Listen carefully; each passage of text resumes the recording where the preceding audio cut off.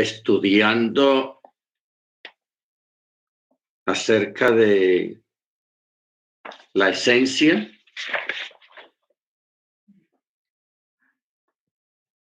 o sea, acerca de Él y los fundamentos sobre los que descansa la unicidad del Eterno, de Yahweh. ¿Ok? Entonces, es importante, hermanos, que nosotros establezcamos una diferencia algo tenue, teniendo en cuenta que estamos hablando de una esencia que no es humana, que no tiene principio ni tiene fin, que es inicialmente es Ruach, pero no un Ruach como el espíritu que nosotros tenemos, sino un Ruach con unas dimensiones inalcanzables para nuestra mente humana. Esta forma luego se manifestó, por eso a él se le llama el logos o el verbo o la dabar. Se dice logos, que es el verbo o la palabra, en el idioma griego, y dabar se dice en hebreo, la palabra.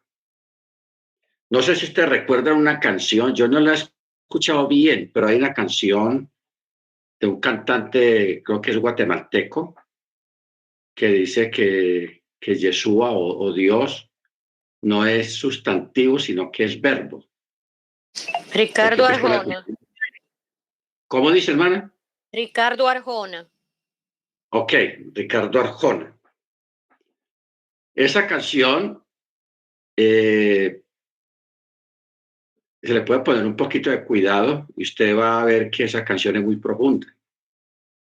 Porque él dice en la canción que él no es sustantivo ni es un prefijo, sino que él es verbo. Y los que recordamos un poquito de las clases de español en la escuela primaria, el verbo es lo que apunta o es la parte principal de una oración, el verbo. O sea, el verbo es importante dentro de una oración y tiene muchas conjugaciones. Bueno, porque cuando uno estudia esto, hermanos, acerca del Eterno en su esencia, eso no es fácil. No es fácil. ¿Por qué? Porque Él creó todo este sistema para nosotros, para la creación que iba a venir. Él creó todo este sistema de la palabra, de la dabar, y todo lo que es la creación, como se le llama.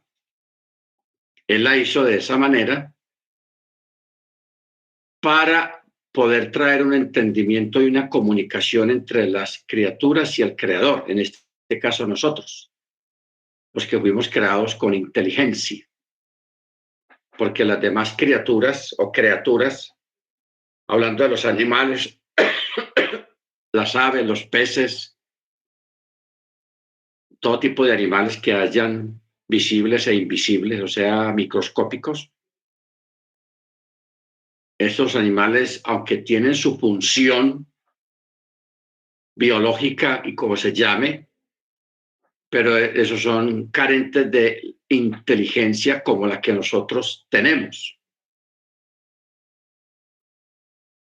O sea, si por ejemplo los virus o algún tipo de criatura, sea microscópica o visible para nosotros, tuvieran la inteligencia que nosotros tenemos, entonces ya encontraríamos a un microbio leyendo periódico o construyendo una casa o manejando un carro, haciendo cosas de seres inteligentes. ¿Ok? Ahora, aunque cada ser, cada criatura de que forma parte de la creación tiene una función. Por ejemplo, las aves, las abejas, cuando crean la miel, producen la miel y para ello ese es su mundo. Y así una gran cantidad de animales que tienen sus características propias y su forma de desarrollarse, de multiplicarse, etcétera, etcétera. Pero son carentes de la inteligencia como la que tenemos nosotros, porque nosotros tenemos que, en parte, o tenemos que no, nosotros formamos parte de lo creado. No somos creadores, formamos parte de lo que fue creado. ¿Ok? Entonces, por eso el Eterno, Él creó una expresión que se llama ladabar, o sea, el verbo, la palabra. Porque, ¿qué dice la Escritura? Entendemos haber sido constituido el universo por la palabra, o sea, por la dabar de Yah. Él creó. ¿Por qué es importante tener en cuenta esto si para nosotros es algo normal que alguien haga algo? Porque cuando el Eterno hizo los cielos y la tierra, él siendo rúa, siendo espíritu, y un espíritu no tiene cuerpo, entonces, ¿cómo hace un espíritu para comunicarse en sí mismo o con los otros espíritus que él haya creado? Por ejemplo, si un ángel es Ruach, también son espíritus, pero fueron creados. ¿Cómo hace el Eterno para comunicarse con los ángeles si los dos son entidades, son espíritus? Simplemente que el Eterno es un espíritu superior al ángel, que es un espíritu inferior por haber sido creado. ¿De qué forma se comunican si no tienen cuerpo, no tienen boca, lógicamente, y no tienen oídos? ¿Cómo es el sistema de comunicación? Entonces, de ahí es que el Eterno, para nosotros, o sea, para lo creado, para la creación, creó el verbo, creó la expresión, creó la palabra. Ahora, esta forma, o sea, la dabar o el verbo o el logos, se refiere a quién en el tiempo y en naturaleza humana sería conocido como el Mesías. Ojo con eso. Ya preexistente como hijo y como Machía desde antes de la creación del universo y en quien mismo al mismo tiempo habita corporalmente toda la plenitud de la deidad o de la naturaleza divina. ¿Ok? Entonces, de ahí, hermanos, que allá en Timoteo hay un texto muy conocido por todos. Primera Timoteo 3:16, creo, o 4, vamos a mirar. En Timoteo. Indiscutiblemente grande es el misterio de la piedad. Correcto. 3:16. Mire que aquí habla Pablo y dice que es un misterio. Es un misterio. ¿Por qué es un misterio? Porque es complicado de descifrar cómo fue que se hicieron todas las cosas en cuanto a la manifestación, en cuanto a la creación. No que el Mesías como hijo haya sido creado, otro o un hijo. Lo que se creó fue el título. Eso es lo que le queda a la mayoría de la gente discernir y entender. ¿Ok? Lo que es la palabra Mesías. que es un título, y la palabra Yeshua, que es un nombre. Mire usted cómo funciona eso, porque hoy en día pues todos tenemos un nombre, pero los nombres que nosotros tenemos no son nombres al estilo de la antigüedad ni al estilo del eterno. No, hoy en día a todas las personas que van naciendo le ponen un nombre. Si es un varón, le ponen un nombre varonil, y si es una niña, le ponen un nombre femenino. Ok, pero se está refiriendo a eso, hermanos, de que en la antigüedad el nombre de una persona era dado de acuerdo a las cualidades de esa persona, a ciertas cualidades y a ciertas manifestaciones. ¿Cuál era el problema? Como un niño recién nacido, que todavía no se le conocen cualidades, aparte de ser llorón o dormilón, lo que como sea el niño, porque hay niños que lloran mucho y otros que son muy dormilones, que son los buenos, etcétera. Entonces, pero estamos hablando de otras cualidades. Entonces, un padre de familia, ¿cómo sabía las cualidades que iba a tener ese niño o esa niña si no las había desarrollado todavía? ¿Ok? Entonces, por eso, a veces a los niños y a las niñas les cambiaban el nombre a medida que iban creciendo, porque el niño iba desarrollando ciertas cualidades, ciertas características o ciertas habilidades. Por ejemplo, usted recuerda, por ejemplo, el caso de Esaú y Jacob. ¿Por qué Esaú se llamaba Esaú y por qué Jacob se le llamaba Jacob? Jacob quiere decir lampiño y Esaú era velludo. ¿Se da cuenta? Entonces a Esaú lo pusieron así porque desde recién nacido ya era muy velludo. Entonces le pusieron Esaú. Y Jacob le pusieron también de ese nombre, otro nombre diferente, por ciertas características que ya el niño o la niña presentaba desde bebé, pero hay otros que no.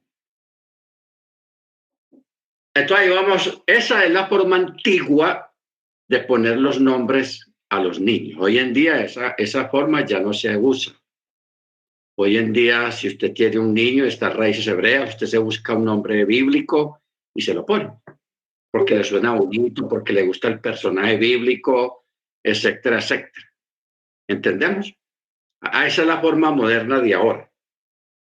Pero en la antigüedad, a una persona, a un niño, le ponían un nombre de acuerdo a determinadas cualidades, fueran proféticas o que ya el niño estaba desarrollando, como en el caso de Saúl, ¿ok? Velludo, Baruch Hachem. Ahora, mire usted a dónde nos va a llevar esto, hermanos. Usted sabe, como hemos explicado aquí, existen dentro del mundo de la cábala, dentro del mundo cabalístico, el mundo de Sod, Pechat, Remes, Derus, Sod, o sea, la parte profunda. El Eterno tiene 70 nombres o 72 nombres.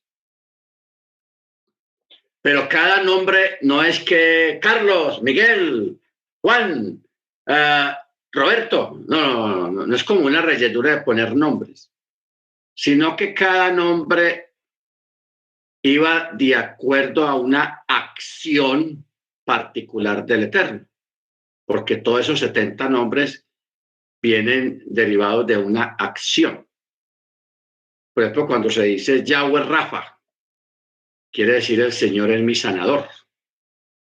Yahweh Shaddai, Él es mi proveedor. El Eterno es mi proveedor, el Shaddai.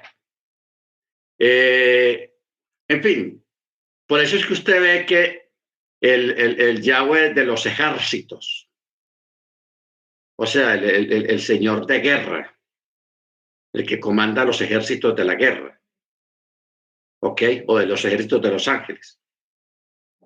Entonces, cada nombre que encontramos en la escritura, que son 72 nombres, vienen derivados de alguna acción, Por eso la vez pasada, en una clase que estábamos explicando respecto, por ejemplo, de que antes de Moche, el Eterno le decían Él, así, Él. Solamente en su esencia personal, como entidad, como Elohim. ¿Ok? El primer nombre que existe en la escritura referente a la divinidad es Elohim. Porque Elohim es un nombre majestático, de pluralidad majestática. ¿Por qué? Porque en ese momento el Eterno estaba creando. Hágase esto, hágase aquí, hágase allá, produzca esto, produzca aquí. Entonces, por eso se usó el plural majestático Elohim.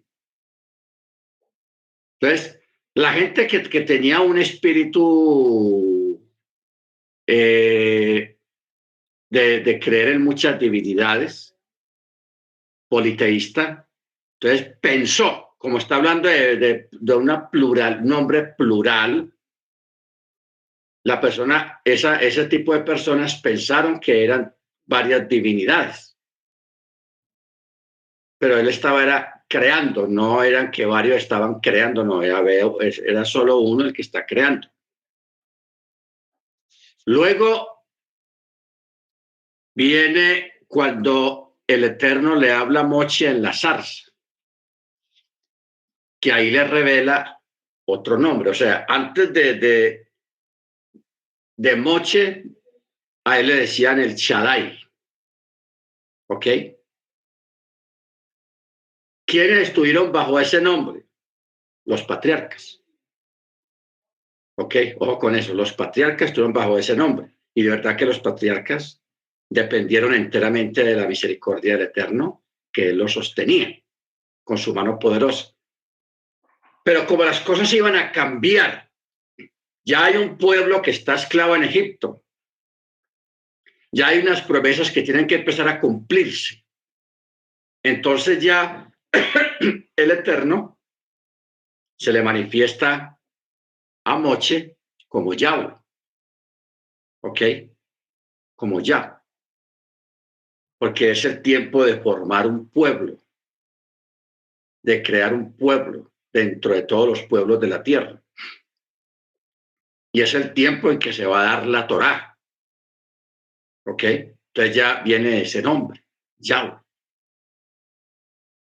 Ya dentro de esa manifestación de crear el pueblo, de formar un pueblo, de traer la Torá, vienen otros nombres también.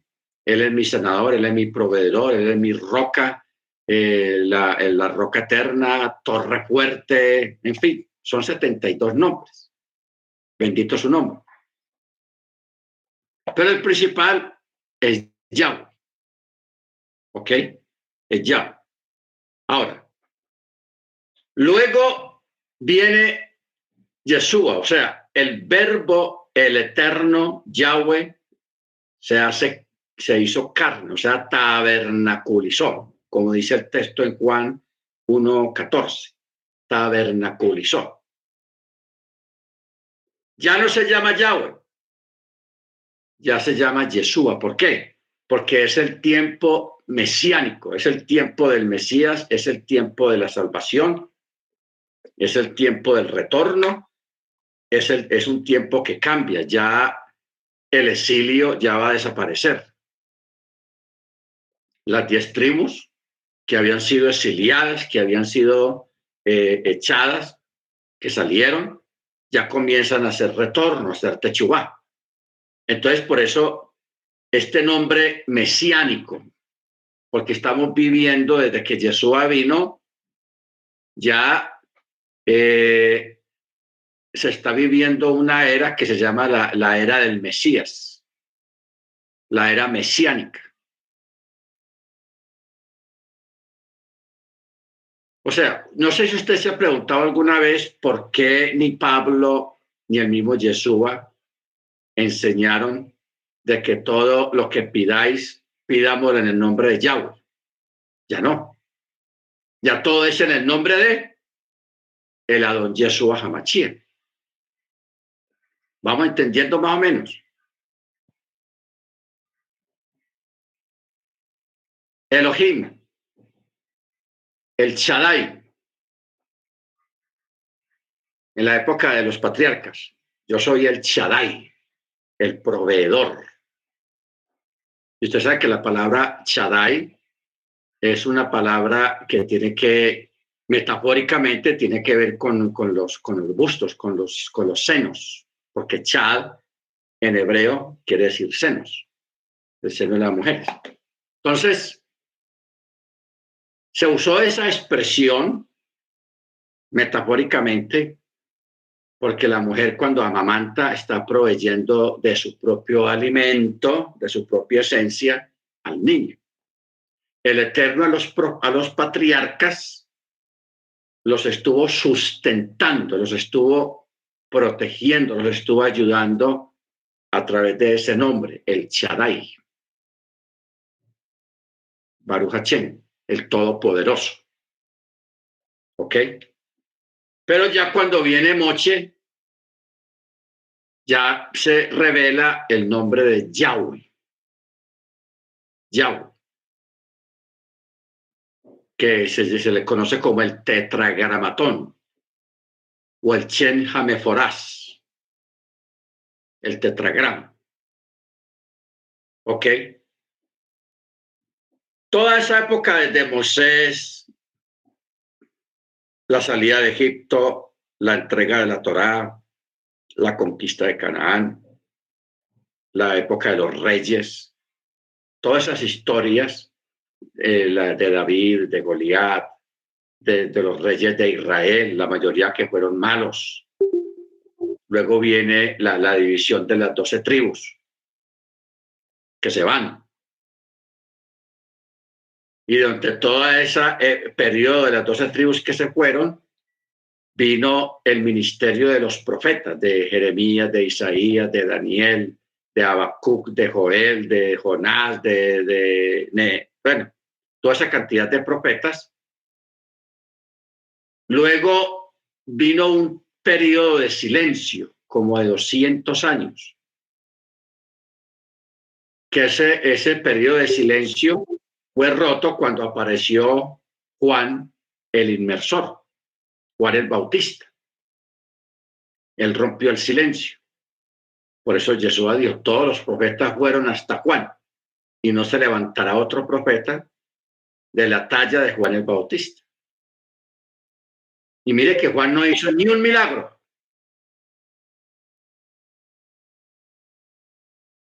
Hubieron profetas que tenían dones de sanidad y hacían milagros, pero Juan no hizo ni un solo milagro. Entonces uno me pregunta, ¿por qué Juan es llamado que no habrá otro de la talla de Juan el Bautista? Porque Juan, yo lo he llamado siempre, no que esté escrito en alguna parte, yo lo llamo así a nivel personal. Juan es como el maestro de ceremonias encargado de presentar al mundo al Mesías, o sea, de dar inicio a la era mesiánica, porque él fue el que presentó al Mesías a Israel. Juan, he aquí, cuando él dijo, he aquí el Cordero de Dios que quita el pecado del mundo, él lo estaba presentando, maestro de ceremonias, increíble. Pero Juan, usted ve que Juan no hizo ni un milagro, sin él quererlo, porque él no vino aquí a levantar una congregación ni nada. Se le armó una congregación gigantesca con muy buenos predicadores como Apolos. ¿Ok? Entonces, Juan solamente duró como unos 3 años, no, 1 año y medio o 2 años solamente de ministerio, porque él solamente vino a eso, a presentar al Mesías y chao, se fue otra vez. Teniendo en cuenta que dentro de ese cuerpo de Juan estaba el Rúa, el espíritu de Elías, porque Elías estaba dentro del espíritu de Elías, estaba dentro de Juan, porque estaba profetizado que Elías vendría primero. ¿Ok? Simplemente que ese niño, que Juan cuando nace, el mismo Rúa le dice a los padres de Juan que se tiene que llamar Juan, Johanán. No le podía poner otro nombre sino Johanán. Juan se llama y punto. ¿Ya? Johanán. ¿Ok? Pero dentro del Johanán estaba el espíritu de Elías. Entonces, es muy necesario, hermano, entender estas etapas y estas manifestaciones. Cuando decimos que dentro de Juan estaba Elías, por eso Yeshua dijo, Elías ya vino y ustedes no lo reconocieron, no lo distinguieron. ¿Qué dice el texto? Que entonces se acordaron que él hablaba de Juan el Bautista. ¿Ok? Baruch Hachem. Al final de los tiempos, hermanos, Juan va a volver. Porque así está escrito también. Juan regresa de nuevo antes de la venida del Mesías, en su gloria, en su poder. Viene Juan también. Elías. ¿Ok? ¿Por qué Juan y por qué Elías? Porque Elías no murió. Físicamente, como ser humano, no murió. Usted sabe que Elías fue llevado a los Chamaín, a algún lugar de los Chamaín, así físicamente. Él no vio la muerte. Entonces, por eso de ahí hay un juego de palabras. Quienes murieron y no nacieron y quienes nacieron y no murieron. Quienes murieron y no nacieron y quienes nacieron y no murieron. Los que murieron y no nacieron pues fueron Adán y Eva porque ellos no nacieron, ellos fueron creados, pero sí murieron. Y los otros dos que sí nacieron pero no murieron son Enoc y Elías. Enoc nació, sí nació, y Elías también nació, pero no murieron. Los dos fueron traspuestos, fueron trasladados físicamente a un lugar de los Chamaín. Lógicamente sus cuerpos fueron transformados para que sean cuerpos de carácter inmortales. Hermano Ángel. Shalom, Rab. Buenas noches, hermanos. Amén. Rab, fíjate que ahorita que está mencionando esta parte que el espíritu de Johanán va a regresar, como este fue mi primer Pesach, pastor, ya ve que en el Seder dice que al final se deja una copa para Elías. Entonces, eso es profetizando esta venida, ¿verdad? Que va a ser en la gran tribulación. Para esta venida, para eso se hace, Rab. Pues existen muchas teorías acerca de eso, porque de parte del Eterno vienen algunos personajes, por ejemplo, los 2 testigos. Entonces hay muchas teorías, muchas mitras acerca de eso, de quiénes son los que vienen, o sea, quiénes son los testigos. ¿Ok? ¿Quiénes son? Entonces, algunos aventuran y dicen, bueno, puede ser Elías, uno de ellos, y Enoc, o puede ser, y otros para tratar de crear teología o escatología, dicen, no, pues pueden ser Moche, que representa la ley, la Torá, y Elías, que representa a los profetas. ¿Ok? Pero son teorías, ¿no? Son teorías acerca de los dos testigos. Entonces, lo importante aquí, hermanos, que se trata de dar a entender o de entender es que lo que llamamos la encarnación, el verbo encarnado, cuando se habla de Yeshua. Por eso es que el comentario que hicimos ahora, en esta forma, el verbo se refiere a quien en el tiempo y en naturaleza humana sería conocido como el Mesías. Ya preexistente como hijo y como Machía desde antes de la creación del universo, y en quien al mismo tiempo habita corporalmente toda la plenitud de la naturaleza divina. Esto está en Colosenses 2:9. Ahora, o sea que el Eterno antes de la creación del mundo, ya él había creado el título y el nombre del Mesías, no que había creado un hijo. No, porque él no creó un hijo. Él creó fue el título, el nombre.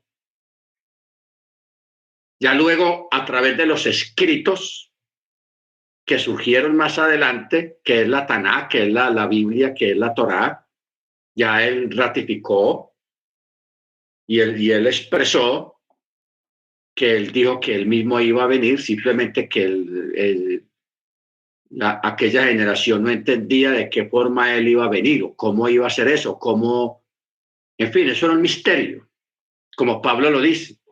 Y aquí mismo lo está diciendo en el 1 Timoteo 3:16. Grande es el misterio de la piedad. Ya ustedes saben acerca de esa palabra piedad. Cuando la Biblia dice mujeres piadosas, hombres piadosos en Hechos de los Apóstoles y en los Evangelios, cuando habla de los hombres y las mujeres piadosas, está hablando de hombres y mujeres que guardan Shabbat. Eso es lo que quiere decir la palabra Shabbat, que guardan, celebran Shabbat. ¿Ok? Entonces, de ahí a que Yeshua dijo de que Él es el Señor del Shabbat. Él es el Señor del Shabbat. Bendito sea su nombre. Entonces, o sea que el Eterno, por eso hablamos en la clase pasada, creo que fue, cuando hablamos de ese texto que dice que fuimos bendecidos en Cristo en los cielos, el Machía en los cielos, que preguntamos que quién se acuerda de que estuvo allá arriba siendo glorificado, siendo bendecido. O sea, si el Mesías como título y como esencia, siendo el mismo Yahweh, ya existía Efesios 1:3, ya existía desde antes de la fundación del mundo. Eso quiere decir que nosotros como cuerpo del Mesías ya existíamos, ya estábamos ahí. ¿Ok? Por eso es que hicimos mención allá en el texto de Génesis, cuando el Eterno dijo, hagamos al hombre a nuestra imagen y semejanza. Ese texto es espectacular. O sea, si uno pone ese texto bajo el contexto de lo que estamos mirando, de que la congregación, de que nosotros somos el cuerpo del Mesías. Ojo, somos el cuerpo del Mesías y Él es la cabeza. Y si el Mesías ya es desde antes de la fundación del mundo, desde la eternidad, que no tiene ni principio ni fin, o sea que nosotros ya estábamos en Él, en esencia, no físicamente, sino en esencia, en Él.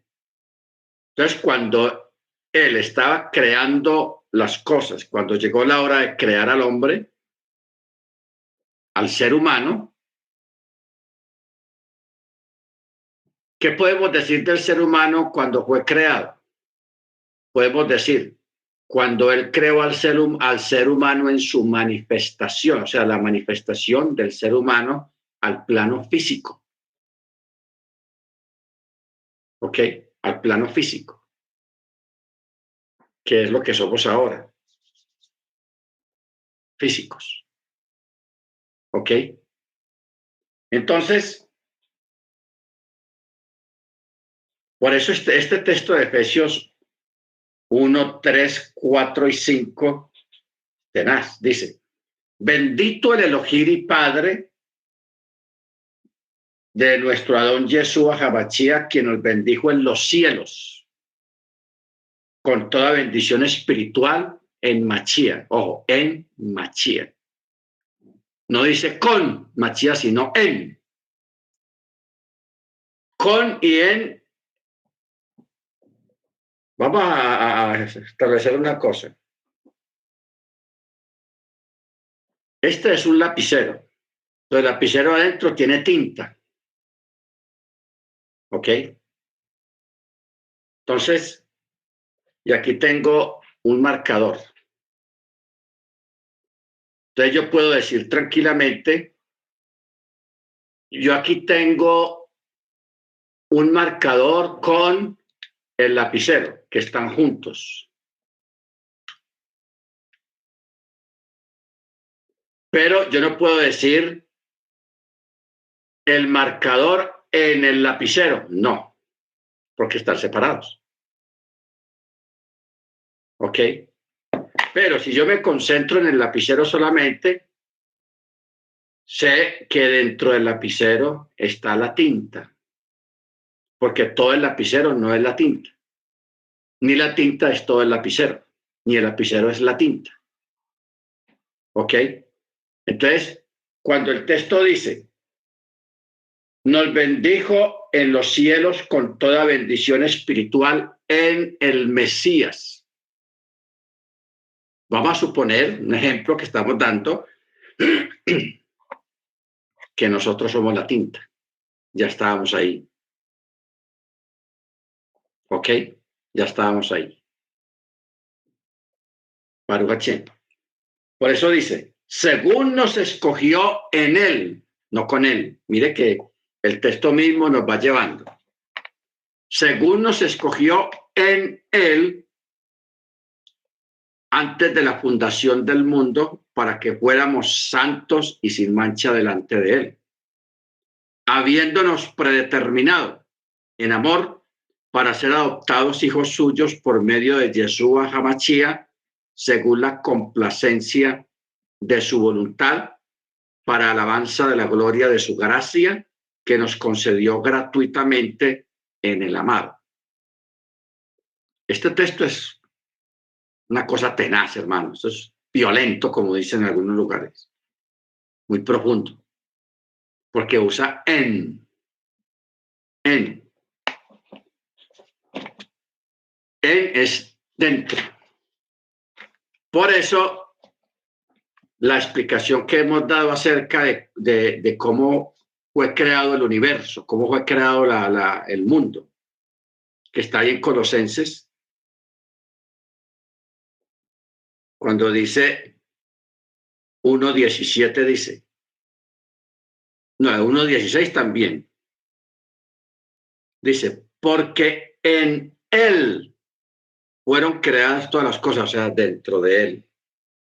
Luego el verso 17 dice, y él es antes de todas las cosas y todo subsiste en él. No dice por él, sino en él.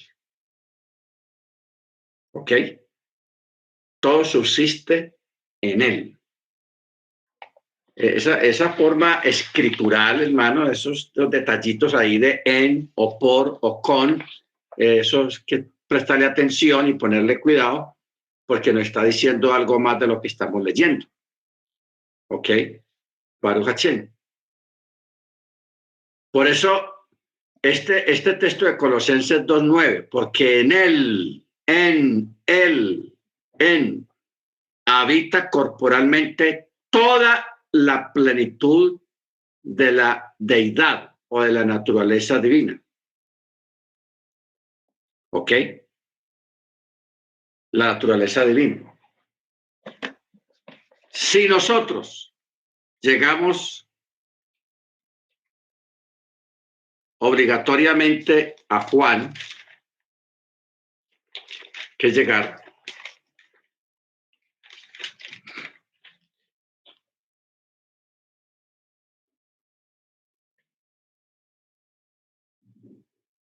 cuando uno lee Juan 1:1, que es uno de los textos más manipulados que hay. En el principio era el verbo y el verbo estaba en Yahweh y Yahweh era el verbo. O sea, así está escrito en el texto original. Usa la palabra en, como la estamos viendo en esto que estamos mirando. Ahora, hay un texto allá en Primera de Juan, capítulo 1 también, que dice, lo que era desde un principio, lo que hemos oído, lo que hemos visto con nuestros ojos, lo hemos contemplado y palparon nuestras manos tocante al verbo de vida,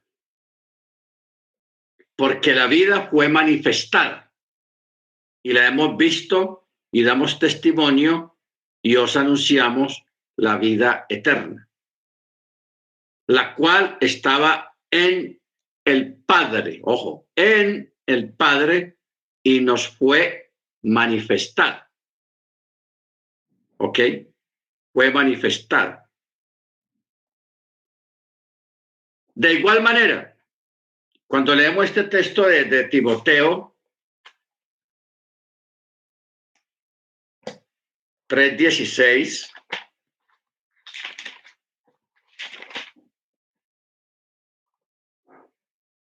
que dice indiscutiblemente, o sea, no tiene discusión. Mire cómo comienza este texto, indiscutiblemente. Grande es el misterio de la piedad, de la verdad, del Mesías. El Eterno fue manifestado en carne. Ojo, pues, ojo, mire que estamos mirando la palabra en. El Eterno fue manifestado en carne, o sea, Yahweh se manifestó en carne. Fue justificado otra vez, en el Espíritu.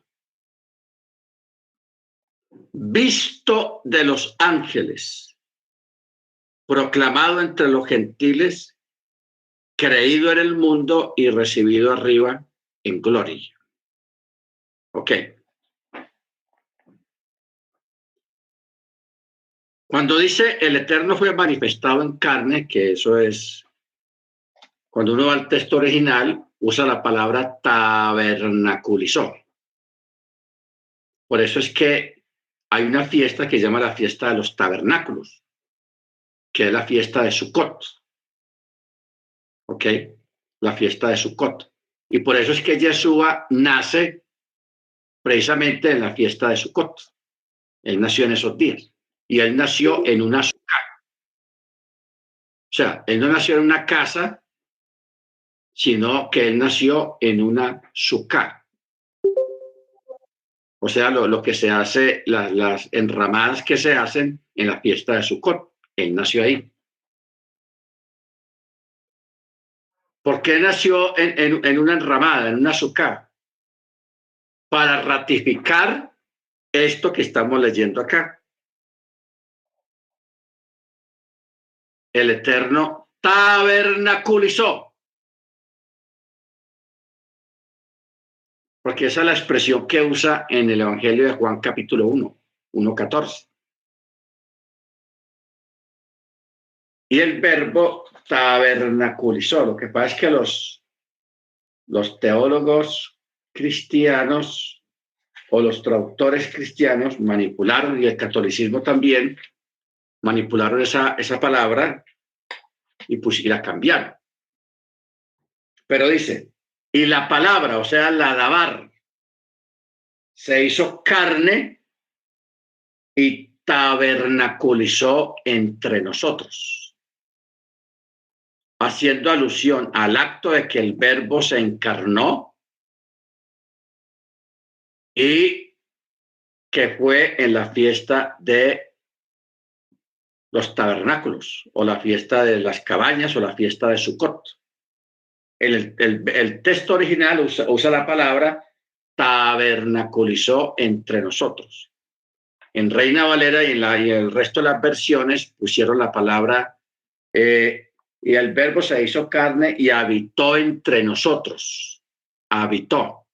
Pero esa palabra habitar no está en el original. Está en la palabra tabernaculizar. Y la palabra tabernaculizar, o sea, los tabernáculos, ¿qué tiene que ver? Sucot, la fiesta de Sucot. Por eso sabemos que Yeshua nace en Sucot, no en diciembre, sino en Sucot. Y nació en una sucá.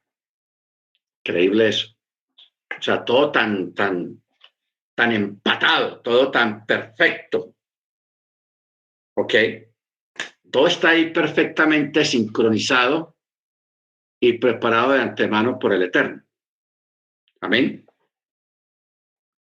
Bueno, entonces sigamos. Rap. Sí, hermano. Rap, entonces podríamos decir que como se acerca la fiesta de Sukkot, Miriam, estaba embarazada y coincidió, ¿no ve que en esta fiesta se tiene que recibir invitados?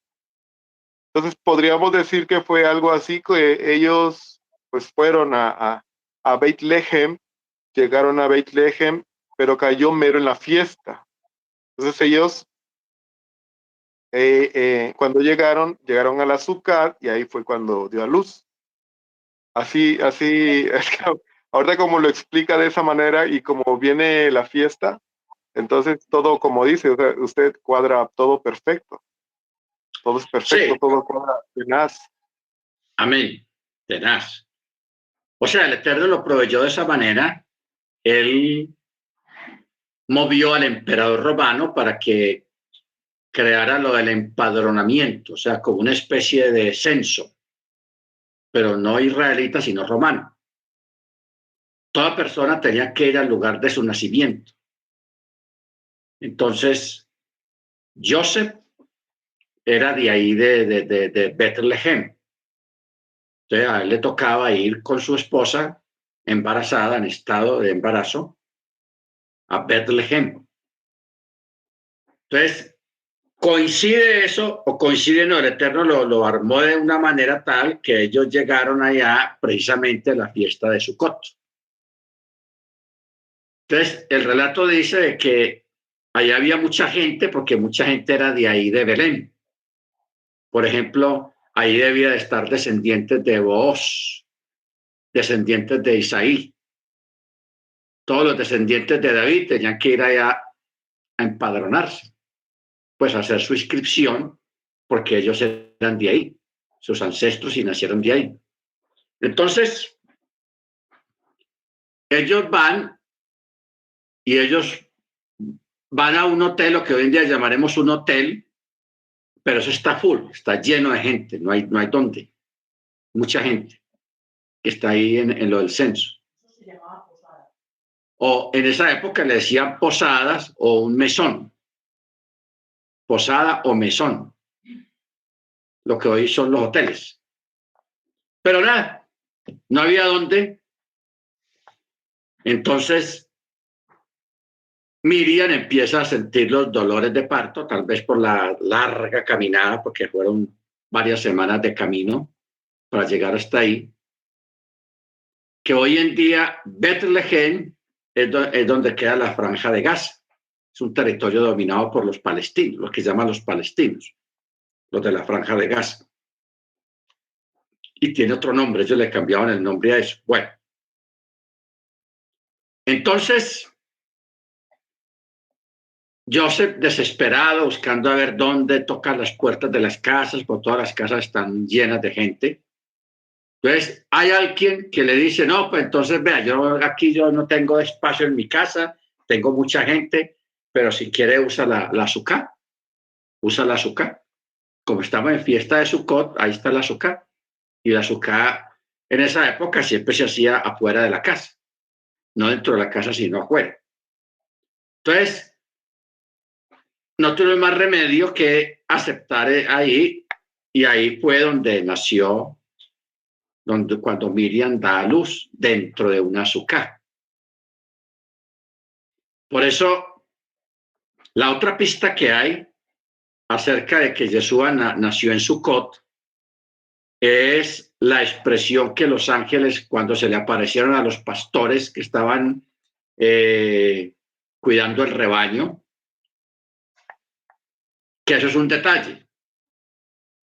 No, para nosotros no entendemos ese detalle, pero para la gente del norte de Estados Unidos, de Atlanta para arriba, más o menos, sí, de Jacksonville para arriba, de Florida para arriba, que tienen las 3 estaciones. Si hubiera sido invierno, como dice el catolicismo, que Yeshua nació en diciembre 24, los pastores es imposible que hubieran estado pastoreando o cuidando ovejas a la intemperie en la noche. Se mueren, se congelan, porque estamos hablando de bajas temperaturas bajo cero. Pero en Sukkot todavía no ha llegado el invierno. Por eso dice el texto que habían pastores que estaban velando en las vigilias de la noche, pastores, o sea, cuidando el ganado, y de un momento a otro se abrió el cielo y apareció una visión. No, una visión no, aparecieron cientos de ángeles músicos que estaban cantando y alabando al Señor, al Eterno. Entonces los pastores estaban lelos ahí mirando ese espectáculo nunca visto por un ser humano. Entonces un ángel se arrima a ellos y le dice a los pastores: os doy buenas nuevas. Buenas nuevas. De gran gozo. Entonces usa la palabra, el ángel usa la palabra gran gozo. Y eso no fue una palabra suelta o casual que se le soltó al ángel, no, señor. No. Porque cuando uno estudia, estudia lo de la fiesta de Sukkot, desde mucho antes del nacimiento de Yeshua, a la fiesta de Sukkot se le llama la fiesta del gran gozo, porque es la fiesta más alegre de todas las fiestas. Es la más alegre, la de mayor alegría. Gran gozo. Por eso, incluso como mandamiento, o sea, como misbot, sobre esa fiesta está escrito: y en esta fiesta te alegrarás. O sea, es un mandamiento estar contento en esa fiesta, por puro mandamiento. Mire usted que no es porque hay comida, mucha comida, si hay todo eso, pero es un misbó, es un mandamiento alegrarse en la fiesta de Sukkot. Entonces, por eso a esa fiesta se le decía la fiesta del gran gozo. Y el ángel, precisamente, cuando le dice, le habla a los pastores, le dice: os doy nueva, os doy buenas de gran gozo. Usa la misma expresión alusiva a la fiesta del gran gozo. Entonces, hay no llamémoslo una coordinación, sino algo normal dentro de lo que está aconteciendo y dentro del contexto de la fiesta. ¿Ok? Dentro del contexto de la fiesta del gran gozo, os doy nueva de gran gozo. ¿Se da cuenta? Entonces ya el ángel instruye a los pastores, les dice dónde deben de ir para que vayan y sean los segundos adoradores del rey. Porque mientras esto está pasando, los llamados magos, los que llaman el catolicismo Gaspar, Melchor y Baltasar, así los llamaron los católicos. Les pusieron nombre, porque la escritura no dice cómo se llamaban. Entonces, ya ellos habían ido, porque los primeros que fueron ellos, hermanos, estos tres personajes. Porque ¿por qué fueron primero ellos? Porque cuando llegan los pastores que estaban apacentando el rebaño cerca de ahí, ellos encuentran la señal que les dio el ángel fue de encontrarse al niño envuelto en lino. Claro, en la Biblia dice en pañal, en un pañal. Pero ¿por qué decir en un pañal? No encaja. Esa palabra no encaja realmente. Porque los magos, los llamados magos, llamémoslo así, pues como por seguir la corriente y por tenerlo en cuenta, los astrónomos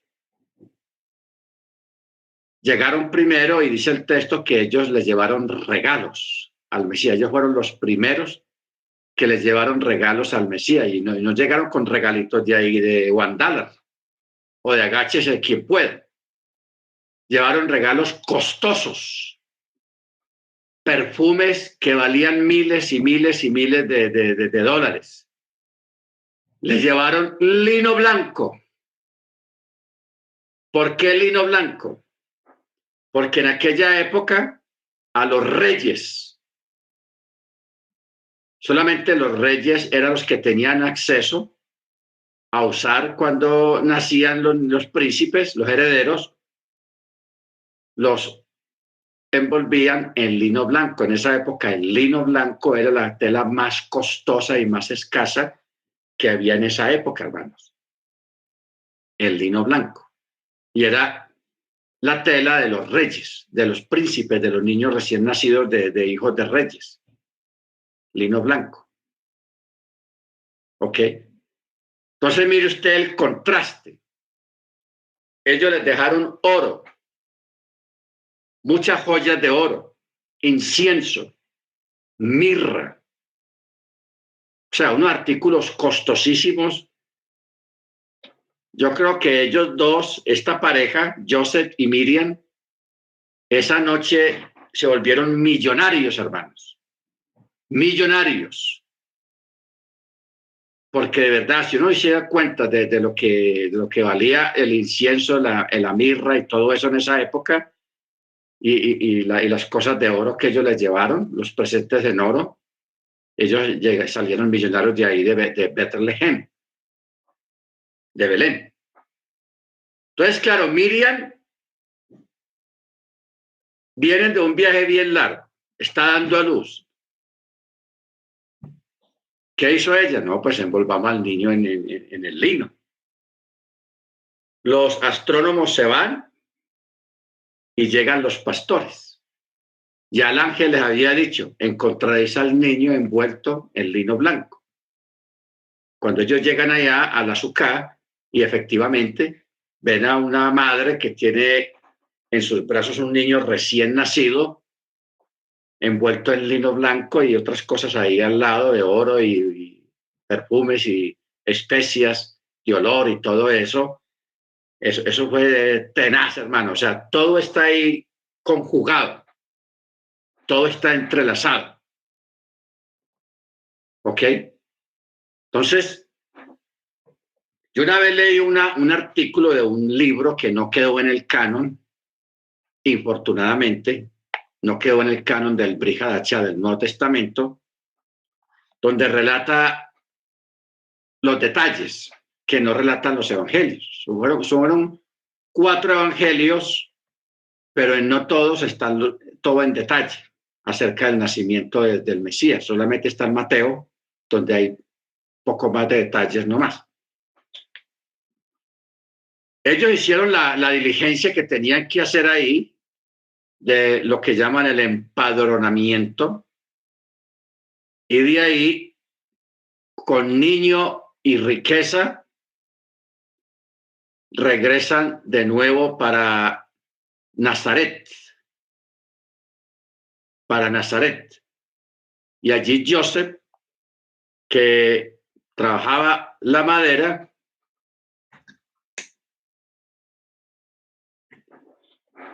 y que era carpintero, puso la carpintería.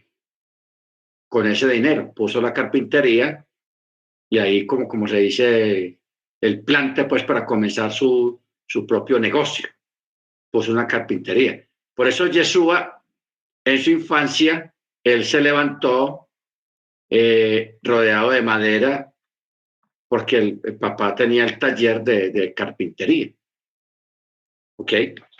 Bendito sea el nombre del Eterno. Bueno, pero mire usted, hermanos, cómo todo se conjugó, todo, no llamémoslo casualidad, no. Las casualidades no existen. Lo que existe es la causalidad, eso sí existe. La causalidad sí existe, pero la casualidad no. Ve qué casualidad, tenemos la misma camisa. Ve qué casualidad tenemos, no. Las casualidades no existen. ¿Por qué? Porque todo está predeterminado. Todas las cosas que usted vive, a donde usted vaya, no importa que usted haya decidido ir donde haya ido. Muchas de esas cosas que uno hace o que uno vive diariamente son eventos ya programados, que ya están predeterminados de parte del Eterno. ¿Ok? Entonces, si usted tiene un percance, pierde una cita médica, una cita con una persona, o el carro se le vara y va a llegar tarde al trabajo, cualquier percance, no nos jalemos los pelos, ni nos desesperemos, ni le echemos la culpa a nadie, porque todas esas son cosas que están predeterminadas por el Eterno con un propósito. ¿Ok? Con un propósito.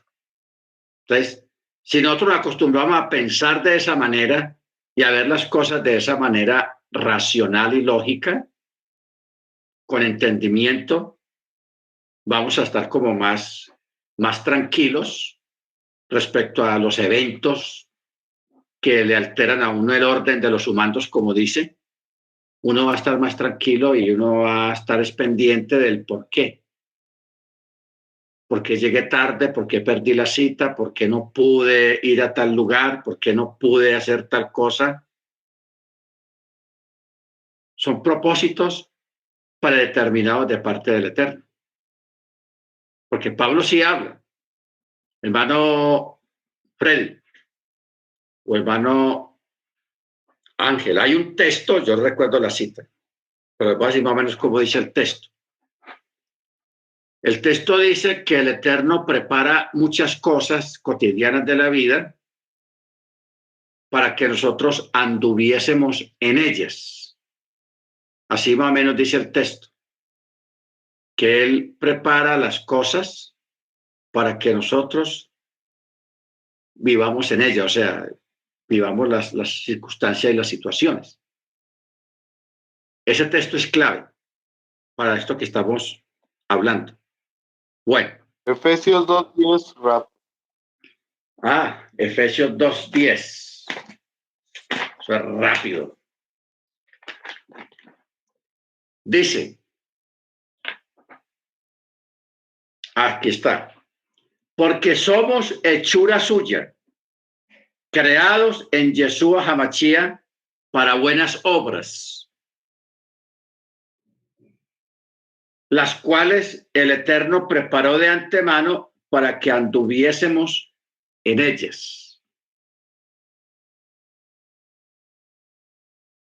Ojo con esto, para que nosotros anduviéramos en ellas.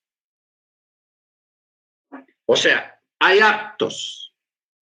Cuando se habla de las obras, hermanos, hay una línea muy delgada cuando se habla de las obras, porque a veces cuando se habla de las obras está hablando es de las obras de misericordia, o sea, la sedacá, pero también de eventos fortuitos que ocurren. Una enfermedad, una caída, un accidente, lo que hablamos ahora, llegaste tarde al trabajo, se te pinchó la llanta del carro, de la moto, cosas así que le alteran a uno el orden de lo que uno tiene programado cotidianamente. Entonces, a veces el Eterno prepara esos eventos porque hay alguien que tiene necesidad. ¿Ok? Hay alguien que tiene necesidad. Entonces, yo creo que todos hemos leído muchas historias ahí en las redes. Yo recuerdo una de un médico que fue a ver un paciente y era en el campo. Él se va en su carro y se larga un aguacero tenaz que él no puede avanzar. Entonces, en medio del aguacero, perdido ya porque no se veía casi nada, él ve una luz y la creciente está aumentando por el aguacero. Entonces, él tiene temor. Entonces, él parquea el carro cerquita de la luz de una casa y él toca. Pero paremos un momento ahí. Sucede que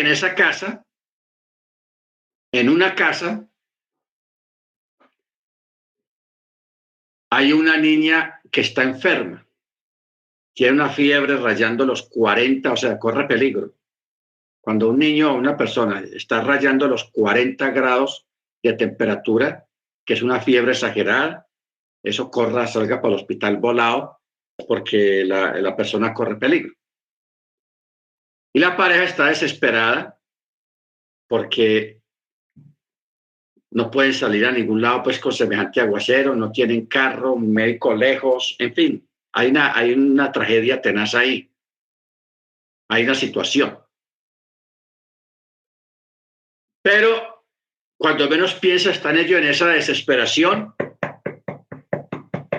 cuando alguien les toca la puerta.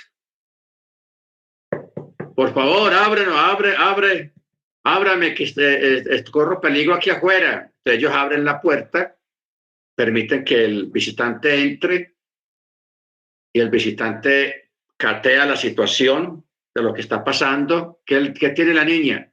La niña, yo soy médico, iba para ver a un paciente. ¿Cómo así que usted es médico? Venga a ver. Y ahí mismo atendió a la niña. ¿Se da cuenta? Entonces, eso es lo que dice este texto. Porque somos hechura suya, creados en Yeshua HaMashiach para buenas obras, las cuales el Eterno prepara de antemano para que anduviésemos en ellas. Preparó de antemano. ¿Ok? Ojo con esto. Preparó de antemano. Entonces, mire usted todas las circunstancias, en este caso de este médico, que hay. Tiene que haber un enfermo. No, hay dos enfermos. Para donde, el primer enfermo donde va el médico a verlo y el segundo enfermo que el médico no sabe. Cae un temporal de agua. Él tiene que parar exactamente en el lugar donde está la niña enferma. ¿Ok? Y él va y se anima a ir a tocar la puerta de esa casa sin saber que hay un enfermo ahí.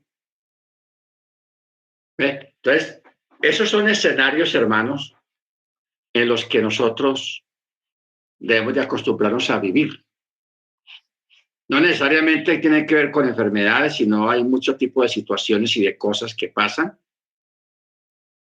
Y por eso usted no no se altere cuando pierde una cita, cuando se tiene que desviar, cuando no puede ir a un lugar o cuando tiene que ir a un lugar donde usted no está programado para ir. Todos esos detalles, déjate llevar por el Eterno. Déjate usar por el Eterno. ¿Ok? A veces detrás de un temporal, detrás de una inundación, detrás de una situación desagradable para usted, según piensa, hay algo que hay que hacer. Porque si nosotros somos creyentes, somos hijos del Elohim viviente, lógicamente, pues estamos en manos de Él y que Él nos guíe y que Él haga de acuerdo a su voluntad con nosotros. ¿Ok? Que Él cumpla de acuerdo a su voluntad con nosotros. ¿Ok? Bueno, vamos a mirar ahora en 2 Corintios capítulo 5. Verso 18-19, que dice: todo esto proviene del Eterno, quien nos reconcilió consigo mismo por el Mesías y nos confió el ministerio de la reconciliación. Ojo con esta palabra. Y todo proviene de Yahweh. ¿Quién? Él nos reconcilió, no usted con este, no, consigo mismo. ¿Cómo lo hizo? Usando la figura del Mesías. ¿Ok? Usando la figura del Mesías. El título del Mesías y la figura para nosotros del Mesías. Y nos confió el ministerio de la reconciliación. Mire que aquí no está hablando de que nos reconcilió el Mesías con el otro. No, consigo mismo dice. Consigo mismo. Esto es que Yahweh, mire cómo dice este texto. Esto es que Yahweh estaba en, aquí viene otra vez la preposición, la palabra en. Yahweh estaba en el Mesías reconciliando al mundo ¿con quién? Consigo mismo, no tomándoles en cuenta sus pecados, y puso en nosotros la palabra de la reconciliación. Aquí se repite otra vez, los dos textos terminan con la misma expresión, reconciliación. Reconciliación. ¿Qué es reconciliación? Volver a hacer las paces con el Eterno. O sea, techúa, eso es techúa, hacer el retorno, lo que hizo el hijo pródigo, que él fue a reconciliarse con el papá. Padre, he pecado contra el cielo y contra ti. Hazme como uno de tus jornaleros. No me tengas como hijo, ya yo no lo merezco, pero al menos como un jornalero, porque yo quiero estar cerca de usted, porque cerca de usted me siento seguro, me siento bien o estoy bien. ¿Ok? Entonces, por eso es que cuando una persona va donde usted y empieza a hacerle preguntas de la Torá y eso del shofar, ¿eso qué es? Y el Shabbat y todo eso. Entonces, cuando usted comienza a hablarle a la persona, usted está ejerciendo el ministerio de la reconciliación. ¿Ok? Si la persona alcanza a reconciliarse con el Eterno, o sea, comienza a guardar Shabbat y mandamiento y a participar de las cosas de la Torá, es porque hiciste bien tu trabajo de la reconciliación. Tu ministerio, porque es un ministerio, porque dice, y nos confió el ministerio de la reconciliación. Amén. Pero el detalle aquí del texto es en el verso 19. Yahweh estaba dentro, en el Mesías, reconciliando al mundo consigo mismo.